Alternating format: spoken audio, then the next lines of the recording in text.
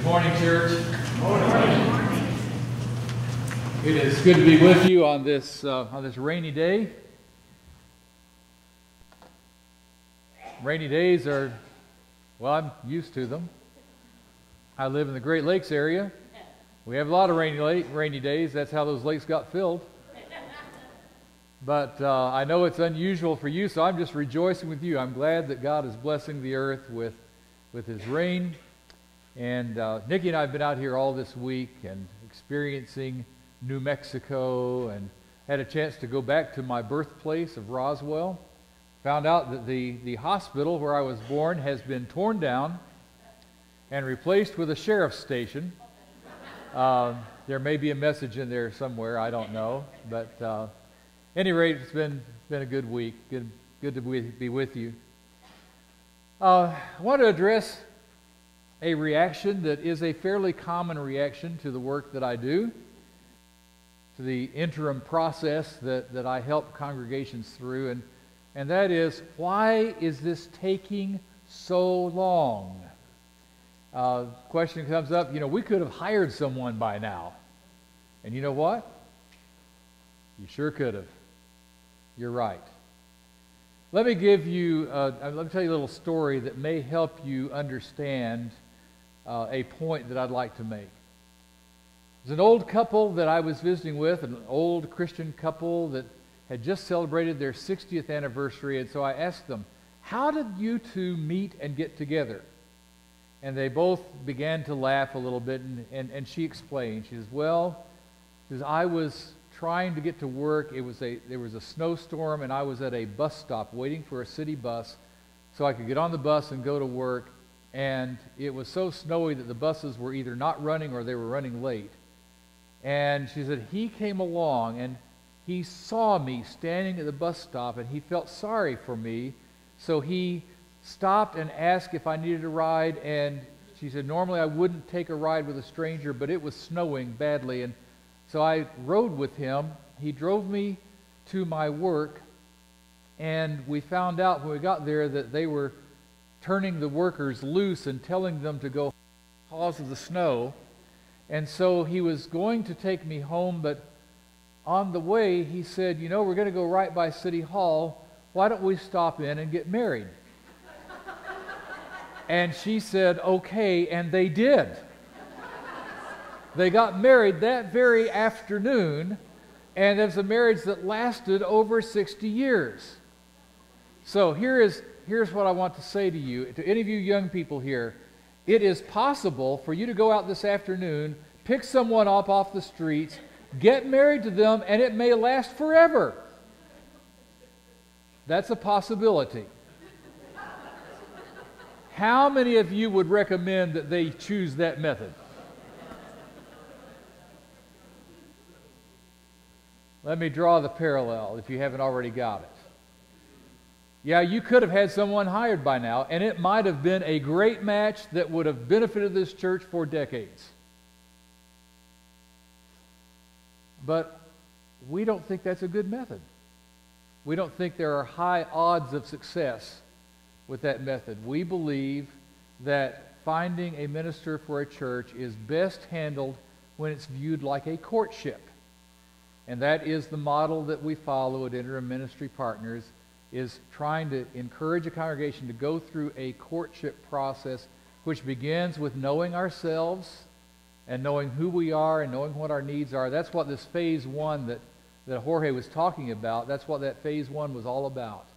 It included the congregational assessment, it included community assessment, it included the looking at the history of the church, and also looked at seeing what other religious groups are doing in the area that God seems to be blessing.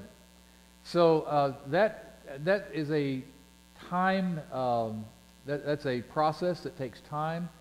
But I will tell you, I met with the elders this morning, and those groups that have been gathering all this information have begun meeting with the elders and reporting back to them and saying, here's what we've learned, and here's what seems to be shaping up in terms of who we are and what we need and the kind of person we need. And when I met with the elders this morning, they said, this group is doing such a great job. And one of the elders says, we see God at work in our search team, and we see prayers being answered on a regular basis. And I will concur with that and say amen to that. God is active in this process. And I would encourage you, let's just be patient. Let's see the process through, because God will continue to work and act and bring us as a unified body to a place where we can welcome a new minister who will come in with the full support of the whole congregation and who will be able to work effectively with this church for a long, long time. Now, as we consider that process of getting there, I want to talk about who we are and what God has intended us to be. And again, we are looking at the wilderness journeys of God's people in the Old Testament. In fact, this will be our final lesson. For those of you who are tired of being in the wilderness, okay, after today we're done, okay? This is my last lesson in the series, but I love this lesson because it's an encouraging lesson. And when you think of God molding that group of people for 40 years in the wilderness, of taking them through all kinds of difficult experiences in order to make them His people, in order to make them the kind of community that He longed for them to be. What we're going to talk about today is really a demonstration of what kind of community God was trying to shape among His people then, and what I believe God is trying to shape among us now. And the passage we want to look at is in chapter 35 of Numbers. Then the Lord said to Moses, "Speak to the Israelites and say to them, when you cross the Jordan into Canaan, select some towns to be your cities of refuge, to which a person who has killed someone accidentally may flee. They will be places of refuge from the avenger, so that a person accused of murder may not die before he stands trial before the assembly." Now, I don't know how much sense that made to you, but we need to have a little background to fully understand that. Back in those days, they didn't have a developed court system, a developed judicial system like we have. And so when a wrong was done, the general rule in those days was just revenge. If someone was wronged, then they would just say, okay, a wrong has been done against me.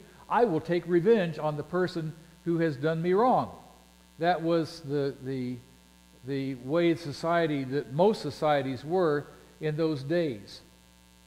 And if a person was killed, then it was the responsibility of that person's next of kin to track down the killer and put them to death.